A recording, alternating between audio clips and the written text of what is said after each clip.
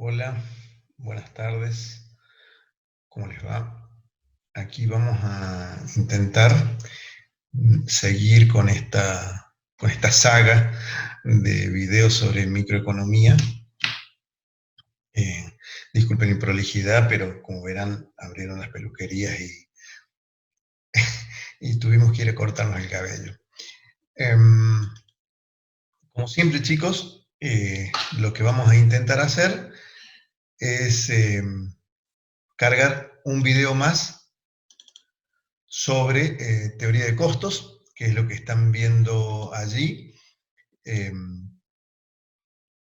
que es ya la unidad número 6 que se da en el curso de microeconomía.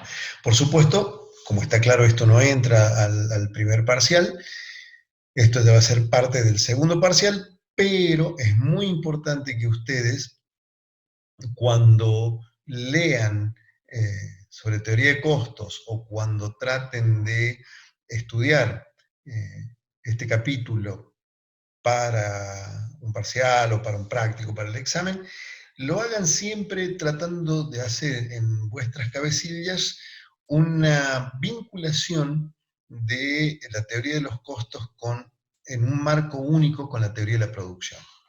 ¿Por qué digo esto? Porque básicamente lo que ustedes han visto o debieran haber entendido de la teoría de la producción es que en la medida en que se combinan factores de la producción, es posible obtener un producto final. Es decir, no hay manera de que existan productos finales si no hay una previa combinación de recursos o factores de la producción con una determinada estrategia y con una determinada estructura de gastos. Por eso decimos que había una restricción presupuestaria. No hay manera de que haya bienes si eso no sucede. Es decir, que entonces, si hay una función de producción que es la resultante de la combinación de factores de la producción para obtener un producto final, una producción final, necesariamente el hecho de incorporar factores al sistema productivo implica un costo, ya sea de oportunidad, porque esos factores podrían haberse utilizado para hacer cualquier otra cosa, o un concepto de costos de inversión, o costos fijos, o costos operativos. Es decir, en la medida en que nosotros lanzamos un sistema a operar, es decir, comenzamos a operar un proceso productivo, vamos a incurrir en costos. ¿Qué vamos a ver en este capítulo? Bueno, allí está el índice, vamos a ver el costo social, el costo privado, el costo de corto, de largo plazo, la tecnología, la geometría de la curva, bueno, una serie de cosas que están allí escritas y que no sirve que yo se las repita cuando ustedes las pueden leer. Entonces, volviendo un poco a lo que decía, cuando estudien esto, cuando lean esto, traten de repasar y ordenar en vuestra cabeza lo que hemos venido estudiando hasta ahora, fundamentalmente en los conceptos del capítulo 4 y el capítulo 5, donde nosotros hacemos referencia a el equilibrio de producción, o el equilibrio del productor, perdón, o lo que hemos llamado teoría de la producción 1 y teoría de la producción 2, tratando de distinguir el corto y el largo plazo. Entonces acá, sacado de alguna página de internet, lo que he tratado de que ustedes tengan es una manera de cómo entender esta cuestión. ¿Sí? Si es cómo, digamos, la teoría de la producción de los costos lo que está poniendo en juego es básicamente este tipo de cosas. Tampoco la voy a leer porque no sirve leer Filminas, sino está puesta allí en el PPT para que ustedes traten de entender. Cualquier pregunta que quieran referir a esto, ya saben, tienen la posibilidad de llamarme cuando ustedes así lo necesiten, sobre todo los martes y los miércoles que habíamos puesto como consulta. Una fábrica de muebles, ¿ah? Un ejemplo cualquiera.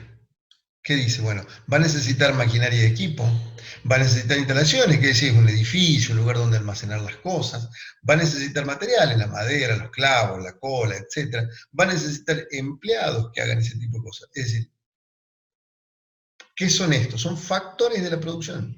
¿Cuáles serán factores fijos? Bueno, las instalaciones, por ejemplo. ¿Ah? O determinado tipo de maquinaria será factor fijo. ¿Cuáles serán factores variables? Los materiales, los empleados. ¿Sí? Entonces, ya acá ustedes tienen que empezar como a involucrarse un poco más, ya no es tan teórico desde el punto de vista de las utilidades marginales, de la propensión marginal a consumir, de la tasa marginal de sustitución técnica, es decir, no son ya cosas súper abstractas respecto de los procesos de decisión de las personas, sino que en este capítulo en particular, nosotros nos vamos a someter a cuestiones muy vinculadas con la realidad y que necesitan de que ustedes a esa herramienta teórica que han venido creando a partir de los capítulos 4 y 5, le den un viso de mucha realidad. Por eso esta fotito, para que ustedes sepan que todo lo que hemos estado hablando obedece a cosas concretas, a cosas que suceden todos los días. ¿Cómo vamos a distinguir? Bueno, vamos a distinguir entre costos fijos, aquellos que se sufren sea cual sea la cantidad producida, es decir, que no tienen que ver con lo que yo produzca, sino que están ahí presentes. Existen aunque yo no esté generando bienes. ¿Qué quiere decir? ¿Que no estoy vinculando recursos, por eso no estoy generando bienes? No, que tengo los recursos, que están ahí y que si yo no los uso, tienen un costo de oportunidad, un costo alternativo. Y que si están ahí sin tener ningún uso, también están generando un costo. Supongamos que ustedes tienen un terreno, un campo X cualquiera, del cual son titulares, que tienen la escritura, etcétera, etcétera. ¿Cuál sería un costo fijo de ese campo? ¿Qué les parece a ustedes? Si pensaron que son los impuestos que están pagando, por supuesto, eso es un costo fijo de un campo que yo tengo sin producir nada y ahí está, pero lo tengo a mi nombre, está escriturado, etcétera, por lo tanto le debo pagar al gobierno un impuesto inmobiliario. Entonces, los costos fijos son muy fáciles de identificar eh, y, digamos, es importante entenderlo. ¿Cuáles van a ser los costos variables?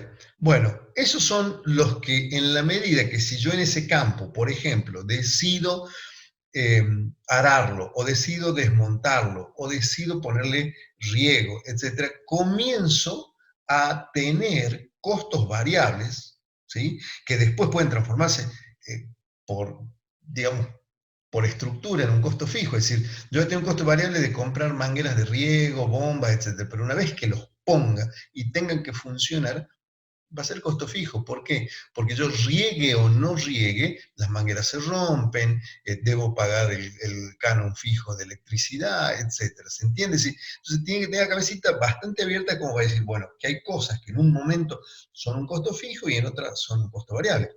La mano de obra.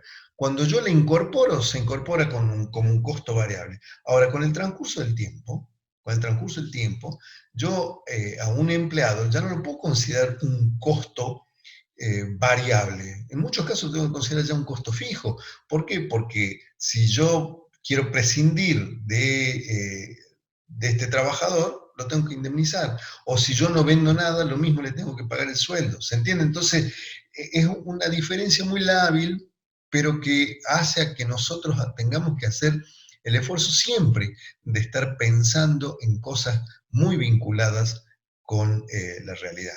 Bueno, la suma de los costos fijos más los costos variables nos va a dar los costos totales. Es decir, el costo total del funcionamiento de una empresa va a venir de la sumatoria de los costos fijos más los costos variables.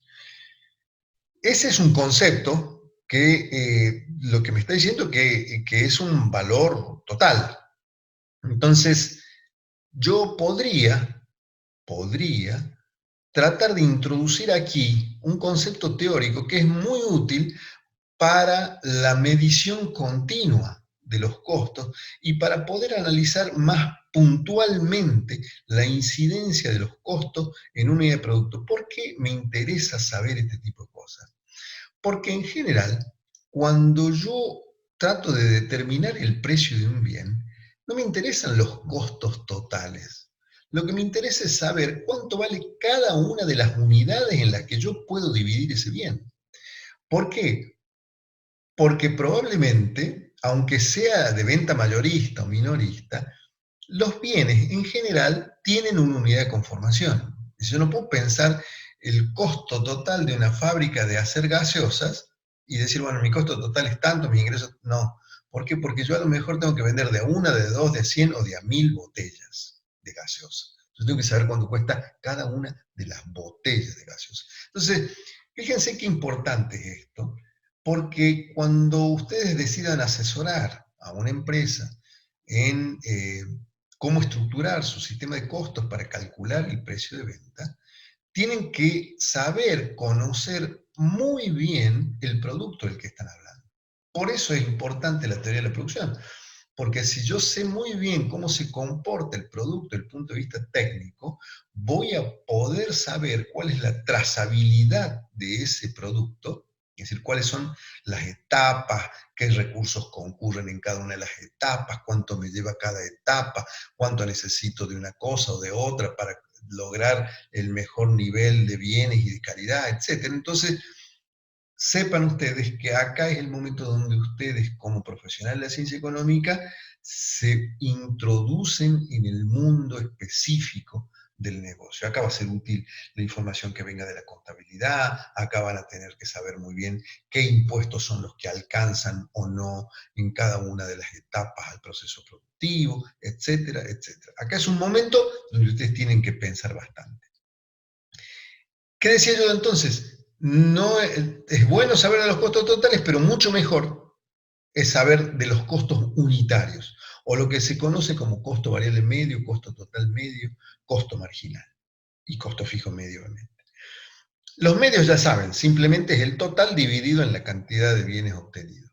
Ahora, el marginal es un concepto que me va a ayudar a pensar desde el punto de vista del incremento en el costo total por incremento de incorporación de factores. Entonces, no sé si le recuerda algo esto. El costo marginal, básicamente, es la otra cara o la cara contraria del producto marginal. ¿Por qué? ¿Qué era el producto marginal? En cuanto crecía el producto total por incorporación de una unidad más de factor variable. Entonces tenía una faz creciente, tocaba un máximo, bajaba y se hacía negativo en un punto. ¿Lo recuerdan? Bueno, ¿qué es el costo marginal? En cuanto se incrementa el costo total por la incorporación de una unidad más de factor, por la obtención de una cantidad más de producto. ¿Cómo obtengo la cantidad de producto? Agregando factores. ¿Qué es lo que tiene el factor? Su productividad marginal. ¿Qué es lo que tiene el bien producido? Su costo marginal. ¿Se entiende? Entonces, es muy sencillo allí entonces darse cuenta que si ustedes miran a la derecha, lo que van a tener es la gráfica de la función de producción, ¿sí? Con el producto marginal, que es la línea roja que ven en el gráfico de abajo, asociado a la estructura de costo. ¿Por qué? Porque el máximo del producto marginal no va a ser otra cosa que el mínimo de un costo marginal. Y así establecemos una vinculación. Espero que estén entendiendo porque este concepto es fundamental. Ustedes tienen que imaginar cuando pasemos al próximo gráfico que ese punto A, que es el máximo del producto marginal, necesariamente es el mínimo del costo marginal. ¿Cómo estructurar? Miren acá a la izquierda, vamos a tener varias tablitas de estas como para que estén mirando. ¿Qué son las Q? Las Q son las cantidades de producto que yo obtengo con una combinación determinada de factores de la producción que están ¿en dónde? En la etapa 2 de la producción, que están sobre una isocuanta que hace tangencia con una isocosto, todo eso está pasando, ¿sí? Voy a tener un costo fijo. ¿Qué significa el costo fijo? Que es lo mismo sea cual fuese el nivel de producción. Gráfico que tienen acá en el medio entre la tabla y el gráfico de la función de producción. Y fíjense en la tabla, costo fijo, siempre 50, 50, 50, 50. ¿Cuál es el costo variable? Aquel que sucede a partir de que yo agrego factores de producción. Si estoy produciendo 0, quiere decir que no agregué ningún factor de producción. Agrego 1 y tengo un costo de 50, por lo tanto el costo total es de 100. Y así sucesivamente. 50 más 78, 128, así voy sumando lo que tengo como costo fijo, que es siempre 50, y lo que me va generando el costo variable. Con eso obtengo el costo total. ¿Cómo voy a obtener los costos medios? Bueno, básicamente dividiendo el costo. Medio fijo no es otra cosa que el costo fijo dividido la cantidad. El costo medio variable, ¿qué es? Simplemente el costo variable dividido la cantidad. ¿Qué es el costo medio total? La sumatoria de estos dos costos. O del costo total dividido Q. ¿Y qué es el costo marginal? Lo que se va incrementando el costo total cada vez que yo incremento una unidad de producto. Ahora, fíjense ustedes en las curvas que tienen de los costos medios variables, medio total y costo marginal. El costo fijo es básicamente una asíntota que va con pendiente negativa y convexa con respecto al eje de las ordenadas y a las abscisas. Tienen forma de U. Fíjense, costo medio variable, 50, 39, 32, 28, 26, 25, 25, 25, 50, es decir, tiene un mínimo y sube. Ese mínimo del costo medio variable no es otra cosa que el máximo del costo promedio. Y el costo marginal, 50, 28, 20, 14, 18, 20, 25, y así empieza a subir. Y el mínimo del costo marginal es 14, y el costo variable tuvo su mínimo en 25. Es decir, que antes, así como el producto marginal tiene antes el máximo que el producto medio, sucede exactamente lo mismo. Bueno, esto también es importante. Costos totales los vamos a graficar así. El costo fijo es esto, el costo variable es esto, y la suma de ambos será el costo total. Si yo trazo una curva de ingresos acá, puedo determinar el beneficio total de una empresa. En lo que a mí respecta, esta parte no es tan importante, por eso la paso rápido, y si no, si ustedes creen que necesitan entender algunas otras cosas, ya saben, horario de consulta. Como por arte de magia, y siempre recordando el vínculo que existe con la función de producción, esta es la representación gráfica de una estructura de costo. Ahora, ¿por qué hago tanto hincapié en que ustedes tienen que tener presente la teoría de la producción 1 del corto plazo, en este caso? Porque acá también estoy en el corto plazo. Y porque si cuando estudié la función de producción yo decía que el producto marginal tenía un ritmo creciente y luego bajaba hasta hacerse negativo, y la curva de la función de producción, la curva que representaba la función de producción, crecía primero a una tasa creciente y luego a una tasa decreciente, operaba en el corto plazo para esta empresa y para todas las empresas del mercado lo que se conocía como ley de rendimientos marginales decrecientes. Entonces, lo que en ese momento me explicaba por qué el producto marginal tenía esa forma, en este caso me explica por qué los costos promedios tienen esa forma. Los costos promedios tienen esa forma porque al principio la aplicación de costos, la aplicación de factor variable sobre factor fijo me genera un incremento en la producción por encima de lo normal, digamos.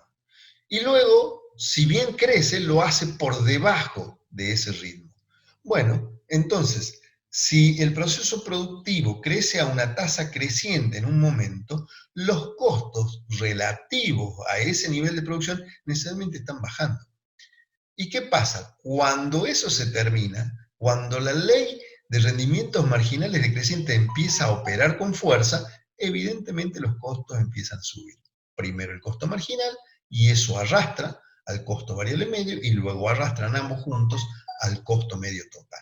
Entonces, es importante saber de dónde viene y por qué tiene esta forma. Y vamos a ver que entender esto es sumamente importante a la hora de determinar el punto de cierre o la obtención de beneficios de una empresa. Un ejemplo numérico, uno más de los que ya venimos viendo, como para que ustedes se familiaricen con el cálculo, así que está puesto como para que lo que puedan hacer es familiarizarse, indagar, a ver si suman, si restan, si dividen, si sacan los incrementos para ver si esto está bien.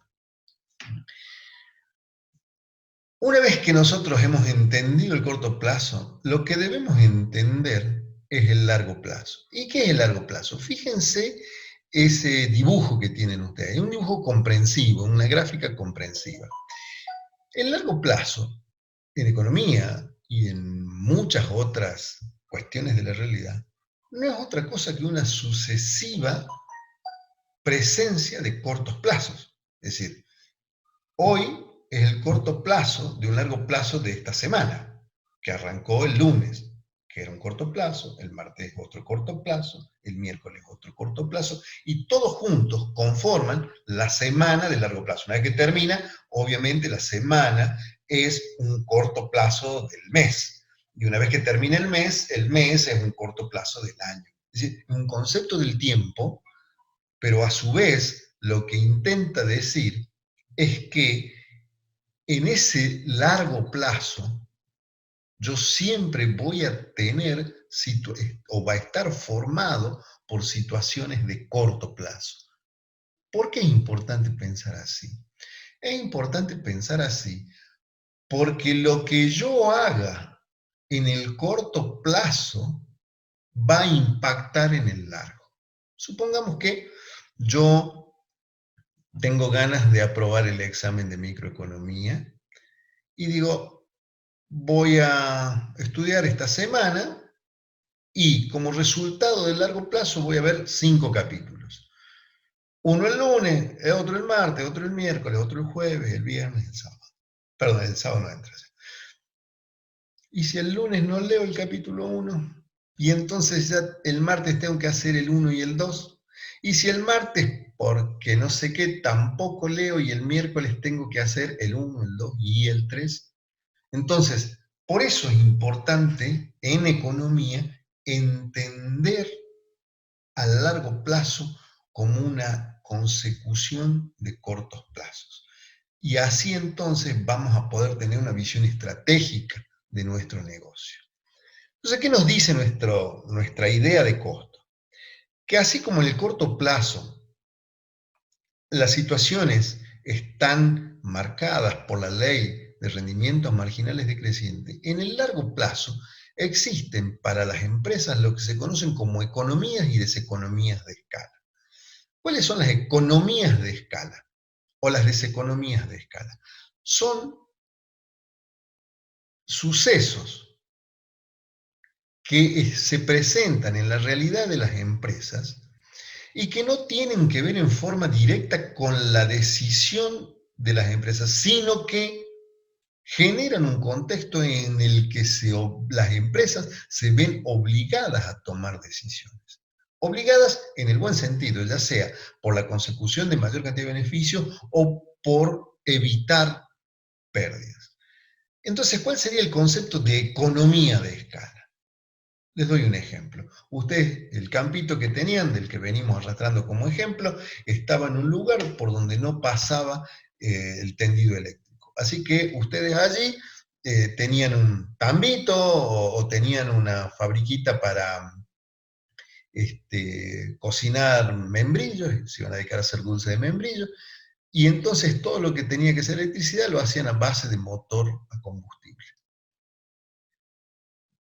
Por razones que no son, o que no son básicamente de ustedes y ni ustedes estuvieron en esa discusión, el gobierno pasa con el tendido eléctrico cerca del campito y ustedes van, ponen un medidor, obviamente, pagan lo que corresponde, y esa energía eléctrica es más barata que el combustible que le ponían al motorcito.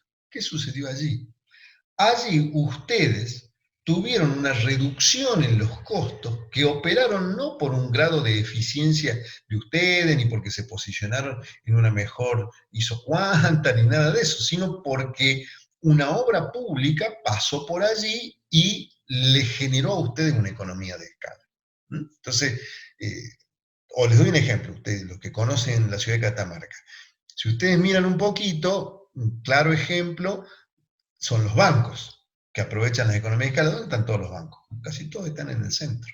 ¿Y por qué buscan estar en el centro? Porque allí hay un centro administrativo y entonces toda la gente va. ¿Y por qué entonces los alquileres en esos lugares son más caros? ¿Por qué? Porque justo lo que tratan de aprovechar es lo que se conoce como una economía de escala. Por eso, a veces, los programas de descentralización urbana lo que hacen es generar pequeños centros alejados del centro para que esas economías de escala de la aglomeración de personas les sean beneficiosas a otro tipo de comercios. O por qué, por ejemplo, todas las casas de repuesto están en el mismo lugar, porque tratan de aprovechar la economía de escala. No encontré este repuesto acá, me voy al del lado, entonces por eso están todos ahí cerca. Entonces van a ver ustedes que esa curva envolvente del lado izquierdo dice economías de escala. ¿Y qué serían las economías de escala? Bueno, supongan ustedes que ustedes tenían un geriátrico porque era un barrio así muy de gente que es tranquila, y un día se le ocurre a alguien poner un boliche bailable. Y los viejitos se les despiertan todas las noches, y algunos ya quieren ir al baile, etc. ¿Qué está sucediendo ahí? Está habiendo una deseconomía de escala, porque alguien que ustedes no controlan de sus costos ni nada, les puso un boliche al lado. ¿Se entiende? Entonces, eh, yo vivía en un barrio y un señor viene y pone una gomería al lado. El tipo meta mazazo contra las gomas, me genera ruido, no duermo la siesta. ¿Se entiende? Eso sería una deseconomía de escala. ¿Qué provoca esta situación de existencias de economía y deseconomía de escala? Que en el largo plazo, evidentemente, la empresa el conjunto de empresas, porque se trata de que todas, hay que recordar que estamos bajo ciertos supuestos, ya lo vamos a ver en el capítulo que viene, van a estar generalmente en un nivel donde está el mínimo costo medio de largo plazo. Cuando la materia se dicta en situación presencial, acá hay toda una discusión acerca de por qué se desplazaría hacia abajo, de los costos marginales y el costo medio, toda una relación que en el caso virtual no vamos a abundar. Lo que sí ustedes tienen que tener en claro lo que les acabo de explicar. ¿eh? Cómo entender esto que les estoy mostrando. ¿sí? Ahí tenemos de alguna manera otra visión de lo que se puede pensar en el largo plazo. ¿sí? O esta otra, como para ver cómo se deducen las curvas de mediano y largo plazo. Esto es todo una deducción teórica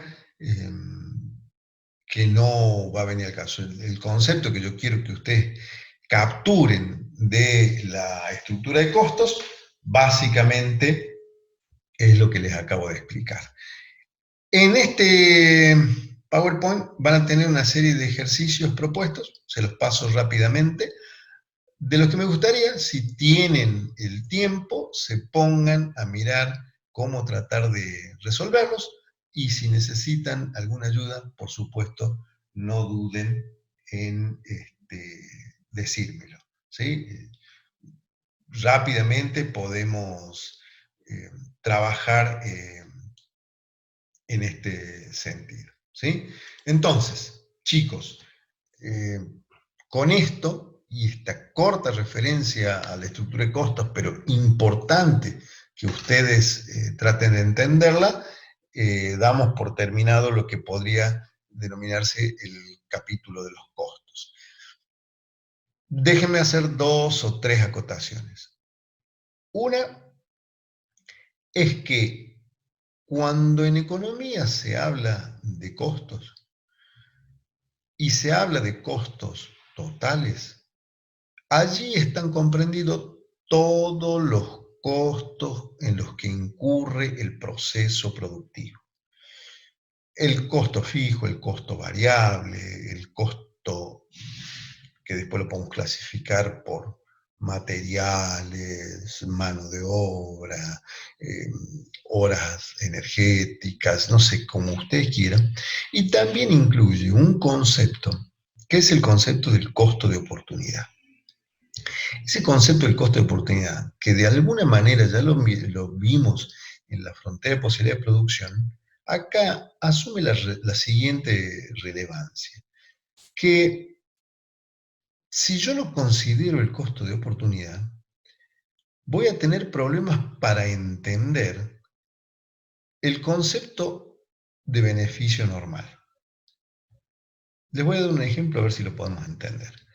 Supongan que ustedes deciden, para ayudar un poco en casa, eh, ir a trabajar de lo que fuese, no sé, changarines, se enganchan en algún plan y se van no sé, a cosechar aceitunas.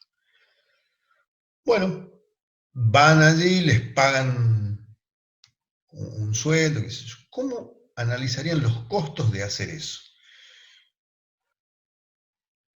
¿Qué costos tendrían?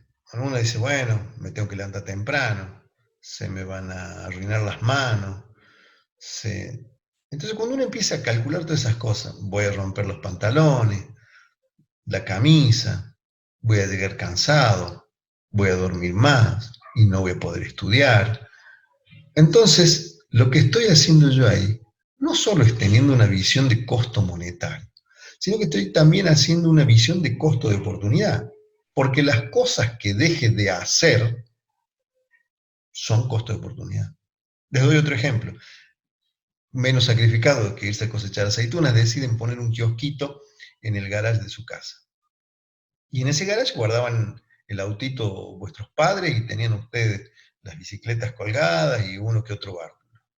Ahora las bicicletas están en la pieza de ustedes, los bártulos amontonados en algún otro lugar y el auto duerme afuera. Pero ustedes pusieron su kiosquito. Y cuando suman los costos dicen, bueno, la mesada tanto, el mostrador tanto, los vidrios tanto, le puse una reja, qué sé yo, cuento todos los costos fijos, después la boleta del preventista, etcétera, etcétera, los costos variables.